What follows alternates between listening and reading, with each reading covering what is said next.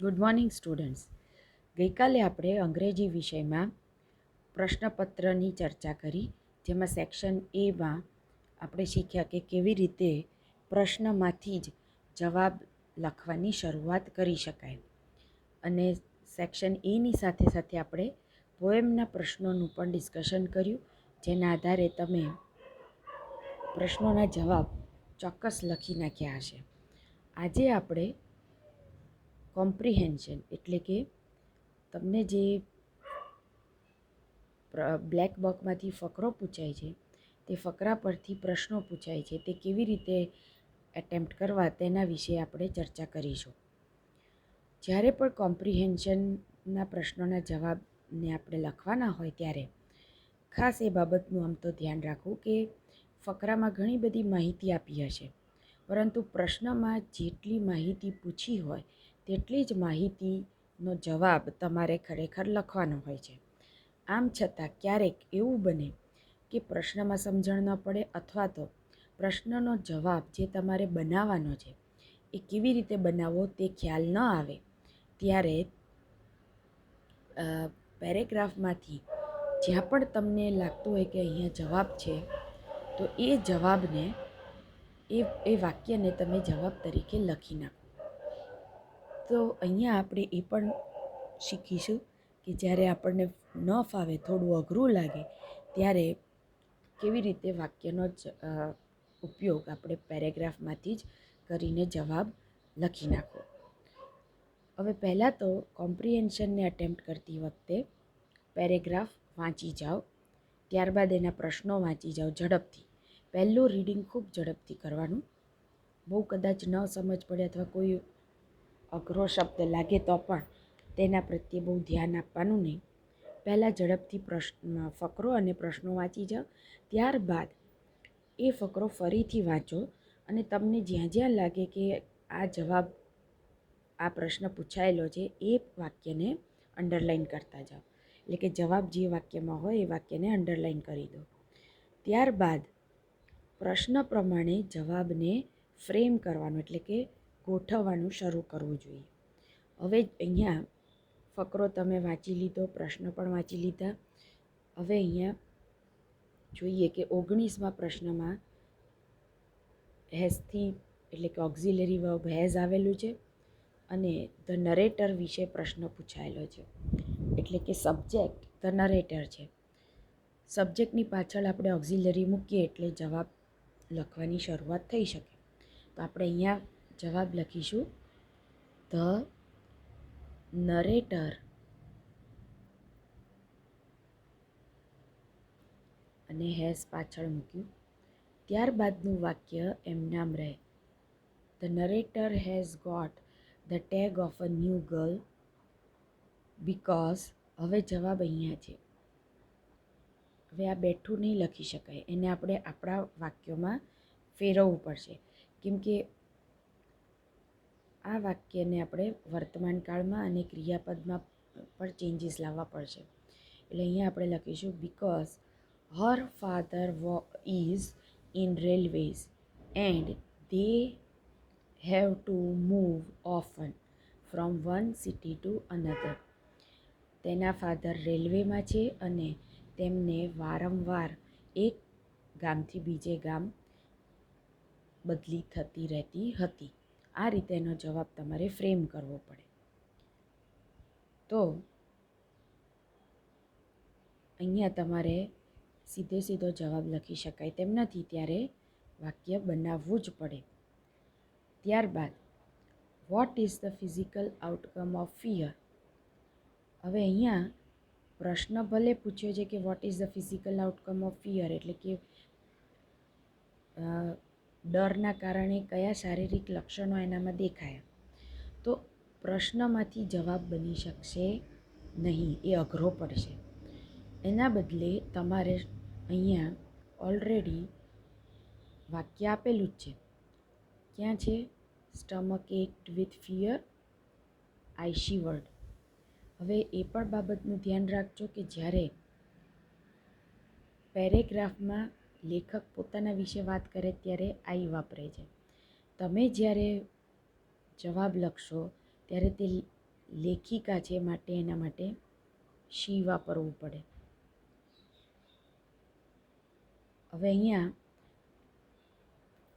Physical outcome of fear એટલે કે કયા શારીરિક લક્ષણો ડરના કારણે એનામાં જોવા મળે એનો જવાબ લખવાનો છે. તો તમે અહીંયા લખી શકો કે શી હેડ સ્ટમક, વર્તમાન કાળ કરવાનું છે, ઇઝ છે એટલે અહીંયા કરશો તમે શી હેઝ સ્ટમક એક એન્ડ શી શિવર્સ એટલે કે ધ્રુજે છે. આ રીતે તમે એના ફિઝિકલ જે સિમ્ટમ્સ છે એ દર્શાવી શકો. ત્યારબાદ why did she keep her eyes on the floor. તો અહીંયા ડીડથી પ્રશ્ન છે એટલે કે ભૂતકાળ છે, તો કીપનું કેપ્ટ કરવું પડશે અને એટલે જવાબ બનશે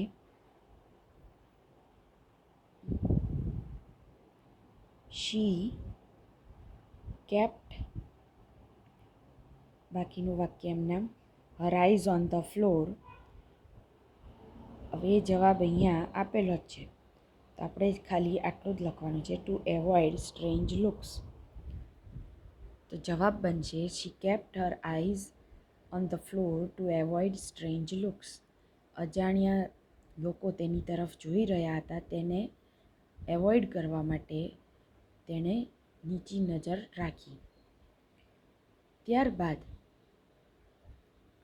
એક બાબત ધ્યાનમાં રાખશો, જે આવી રીતે કોમ્પ્રિહેન્શન તમને બ્લેક બકમાંથી કે અનનોન ડેટા પરથી પૂછવામાં આવે છે, તેમાં એકાદ ખાલી જગ્યા તો હોય જ છે, અથવા આ રીતે વાક્ય પૂર્ણ કરો પણ હોય છે, જે બહુ ઇઝી હોય છે. એટલે આ 2 માર્ક બહુ અગત્યના છે. ખૂબ ધ્યાનથી આના જવાબ લખવા, આમાં ભૂલ ન જ પડે અને ન જ પડવી જોઈએ. જેમ કે the smile of a girl seem like sunshine to her because, પેલી છોકરીનું સ્માઇલ એને સરસ મજાના સૂર્યપ્રકાશ જેવું લાગ્યું. કેમ કે, તો વાક્ય પૂર્ણ કરવાનું છે, માટે પૂર્ણ કરવા માટે જે જરૂરી વાક્ય છે એ તમને આ પેરેગ્રાફમાં જ છે. જેમ કે શી એકચ્યુઅલી સીમ ટુ વેલકમ મી. અહીંયા નેરેટર પોતાના માટે મી વાપરે છે, તમારે એના માટે હર વાપરવું પડે. એ આપણે પ્રોનાઉન ચેન્જ તો કરતા જ હોઈએ છીએ, માટે આ વાક્ય લખી નાખવાનું because she actually seemed to welcome her. આ રીતે વાક્ય બને. ત્યારબાદની ખાલી જગ્યા છે frozen terror began to melt means what. અહીંયા એક ફ્રેઝ વાપરવામાં આવ્યો છે કે my frozen terror began to melt. થીજી ગયેલો ડર ધીમે ધીમે પીગળવા લાગ્યો. હવે અહીંયા સીધો જવાબ શક્ય નથી. આ આખા પેરેગ્રાફની સમજણના આધારે તમારે લખવાનો છે. હવે કેમ એમ કહે છે કે frozen terror began to melt, એનો ડર ધીમે ધીમે ઓગળવા લાગ્યો, કેમ કે she got a friend Manisha. Simple શબ્દોમાં લખીએ તો that means she got a friend Manisha. અથવા તો સરસ રીતે લખવું હોય ત્યાં લખી શકાય કે the narrator started feeling comfortable with the new friend. નવા મિત્ર સાથે તેને બહુ કમ્ફર્ટેબલ લાગવા લાગ્યું. આવો અર્થ આ ફ્રેઝનો થાય છે. પણ જો તમને અઘરું લાગે તો તમે લખી શકો that means she got a new friend. ત્યારબાદ તમને એક આ રીતે નોન વર્બલ એટલે કે કોઈ આકૃતિ કે કોઈ ચાર્ટ કે ગ્રાફ આપવામાં આવ્યો હોય, એના આધારે પ્રશ્નો પૂછવામાં આવે છે. તો ચાર્ટને સૌ પહેલાં તો વાંચી લો, એની ડિટેલ જે આપી હોય તે વાંચી લો, એટલે તમને ખ્યાલ આવે કે Tapan spent 120 hours watching TV last month. ગયા મહિને એણે 120 કલાક ટીવી જોયું અને 120 કલાકોને આ રીતે પર્સન્ટેજમાં વહેંચી નાખવામાં આવ્યા છે કે આટલા પર્સન્ટ એણે કાર્ટૂન જોયું, આટલા પર્સન્ટ એણે સિરિયલ્સ જોઈ અથવા તો સ્પોર્ટ્સ જોયું કે મૂવી જોઈ વગેરે વગેરે. હવે આ બહુ ઇઝી જ પૂછાય છે. એમાં પણ તમને મોટાભાગે ખાલી જગ્યા ટ્રુ ફોલ્સ પૂછાય છે, એટલે એમાં માર્ક ઝડપથી સ્કોર કરી શકાય છે. જેમ કે અહીંયા લખ્યું છે Tapan spent dash hours watching TV. કેટલા કલાક? તો કે 120 કલાક. Did Tapan listen music last month on TV? ગયા મહિને તેણે મ્યુઝિક સાંભળ્યું હતું? તો ચાર્ટને રિફર કરો. ક્યાંય પણ એવું નથી આપવામાં આવ્યું કે તેણે મ્યુઝિક સાંભળ્યું છે, તો આપણે અહીંયા સીધું જ જવાબ લખીશું નો.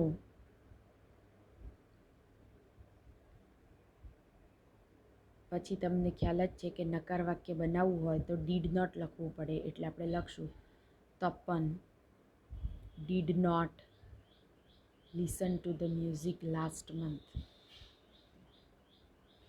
ત્યારબાદ ફરી પાછી એક ખાલી જગ્યા dash percentage of time was spent in watching cartoons. ફરી પાછું રિફર કરો તમારા ચાર્ટને. અહીંયા 16% બતાવ્યા છે, તો અહીંયા તમારે માત્ર 16 એટલું જ લખવાનું છે. ટકાની નિશાની આપેલી છે, એટલે ફરીથી કરવાની જરૂર નહીં.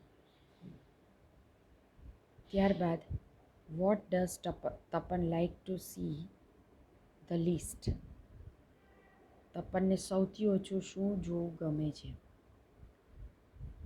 તો અહીંયા ડઝથી પ્રશ્ન છે, માટે ડઝ નીકળી જાય, તપન લાઇક્સ થઈ જાય, એટલે તમે લાઇક્સ લખશો. પછી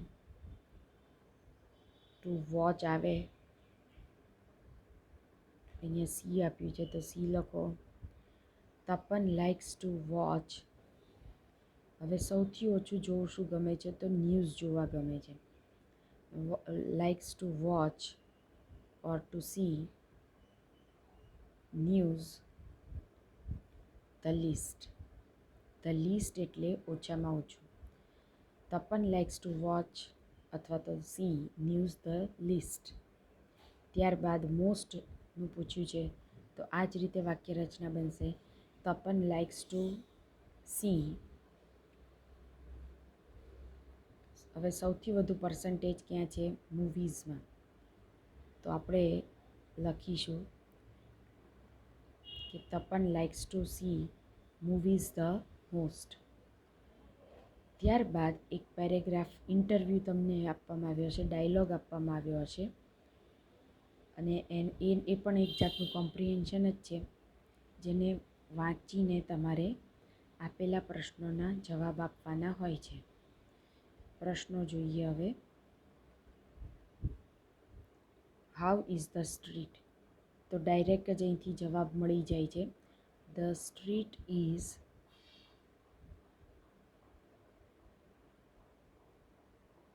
awful.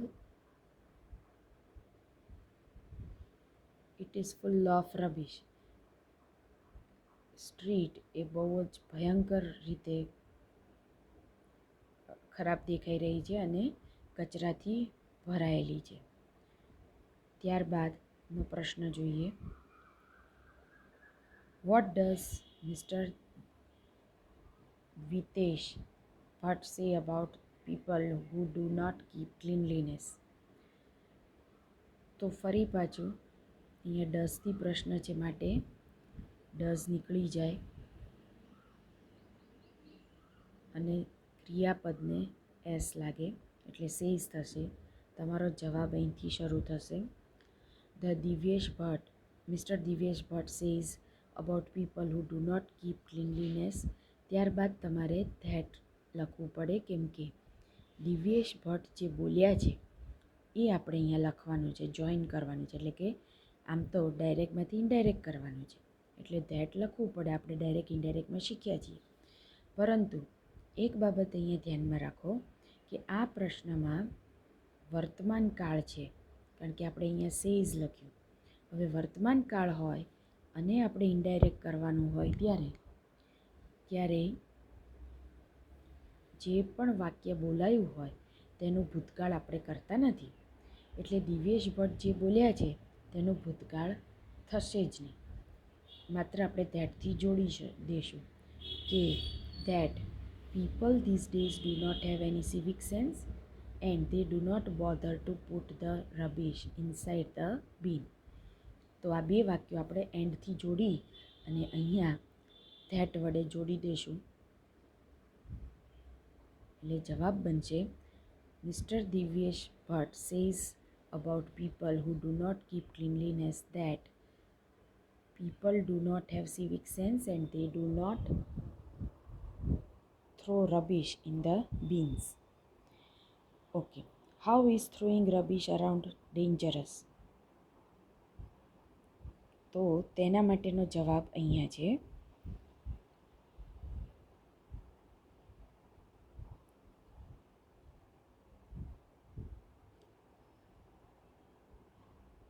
હવે આપણે જવાબ કેવી રીતે બનાવશું? અહીંયા ઇઝને આપણે પાછળ લઈ જશું.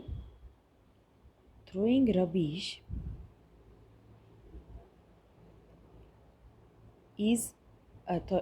થ્રોઈંગ રબીશ અરાઉન્ડ, હવે ઇઝ અહીંયા લખવું પડશે. ઇઝ ડેન્જરસ, ત્યારબાદ એનું કારણ લખવાનું છે. એટલે કારણ જ્યારે લખવાનું હોય ત્યારે બીકોઝથી વાક્ય જોડવું પડે. એટલે લખશું આપણે કે throwing rubbish around is dangerous because, અને ત્યારબાદ જે વાક્ય આપણે અહીંયા ટીક કર્યું હતું તેને જોડી દઈશું. ઇટ કેન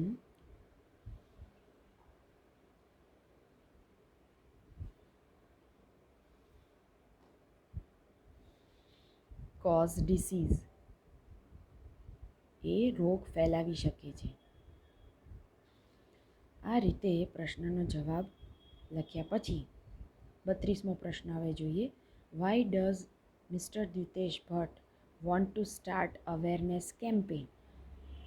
અહીંયા પણ ડઝથી પ્રશ્ન છે માટે ડઝ નીકળી જાય, વોન્ટનું વોન્ટ્સ થઈ જાય. પ્રશ્નનો જવાબ અહીંથી શરૂ કરવાનો. Mister Ditesh Bhatt wants to start awareness campaign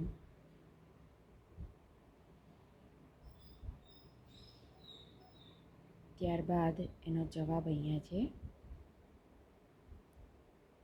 અને એ સીધે સીધો જ જોડી દેવાનો છે, કેમ કે અહીંયા પણ સો ધેટ આપેલું જ છે conjunction. So that the people know the hazards of unclean surrounding, લોકો અનક્લીન સરાઉન્ડિંગનો તકલીફો સમજી શકે તેના માટે અવેરનેસ શરૂ કરવાની વાત છે. તો આ રીતે તમારે જવાબ એનો લખવાનો રહેશે. હવે જોઈએ સેક્શન સી, જે ખૂબ જ ઇમ્પોર્ટન્ટ હું માનું છું સ્કોર કરવા માટે. અહીંયા તમારે 3 માર્કના મેચ ધ લિસ્ટ જ છે. એટલે આમ તો જવાબ સામે આપેલા જ છે, માત્ર ધ્યાનથી જોડવાના છે. હવે અહીંયા તારીખ આપેલી છે એટલે તરત તમને ખ્યાલ આવવો જોઈએ કે તારીખ દિવસ આપેલો હોય એટલે ડિસ્ક્રાઇબિંગ ટાઈમ હોય. તો 33નો જવાબ છે ડિસ્ક્રાઇબિંગ ટાઈમ. ત્યારબાદ Isha can draw nice pictures, આ એની કેન આવે એટલે એબિલિટી દર્શાવે. તો 34માનો જવાબ છે expressing ability. It is fresh and pleasant morning, આ તો ઓબ્વિયસ આન્સર છે ડિસ્ક્રાઇબિંગ નેચર, કુદરતનું વર્ણન કરે છે. હવે જ્યારે એટલે આ રીતે આમ તો તમને આવડી જ જાય, છતાં માની લો કે તમને કદાચ એવું લાગે કે કોઈક અઘરું છે, તો એમાંથી જે સૌથી સહેલું હોય એ સૌથી પહેલાં જોડી દો. જેમ કે અહીંયા મોર્નિંગનું વર્ણન થઈ રહ્યું છે તો ડિસ્ક્રાઇબિંગ નેચર એ તમને સૌથી સહેલું લાગ્યું એટલે એને જોડી દો. તો આપોઆપ હવે તમને 2 વાક્યોની સામે 3 ઓપ્શન જ બચ્યા છે. એમાં પણ તમને એ તો ખ્યાલ આવે જ કે ઈશા ડ્રોઝ નાઇસ પિક્ચર, એમાં ટાઈમ ન આવી શકે. એડવાઇસ એટલે કોઈ સલાહ નથી આપી, તો બચ્યું શું? એબિલિટી જોડી દીધું. હવે તમારી પાસે 2 ઓપ્શન જ બચ્યા છે. તો આમાં ટાઈમ દર્શાવ્યો છે તો ટાઈમ આવે. આમ ઇઝીથી શરૂઆત કરો. ઇઝી ઓપ્શન પહેલાં જોડી દો એટલે અઘરું ઓપ્શન આપોઆપ અલગ તરી આવશે અને તમે ઇઝીલી ડિફિકલ્ટ ઓપ્શનને પસંદ એમાંથી કરી લેશો, ઓળખી લેશો. ચલો, આશા છે કે આ ટિપ્સથી તમને પેપર સોલ્વિંગમાં ખૂબ મદદ મળશે અને તમે આ બધી જે નાની નાની બાબતો, નાની નાની ટિપ્સ જે મેં આપતી રહું છું એનાથી એનો ઉપયોગ કરીને તમે વધુમાં વધુ માર્ક્સ સ્કોર કરશો અને આ જ રીતના પ્રશ્નો તમે બીજા પ્રશ્નપત્રોમાંથી પણ આજે ને આજે પ્રેક્ટિસ કરશો. એટલે જ્યારે અહીંયા એક પેપર ડિસ્કસ થાય છે ત્યારે તમે એવા બીજા એટલીસ્ટ 3 પેપર તમે સોલ્વ કરો અને એના એ જ સેક્શન સોલ્વ કરો. અસ્તુ.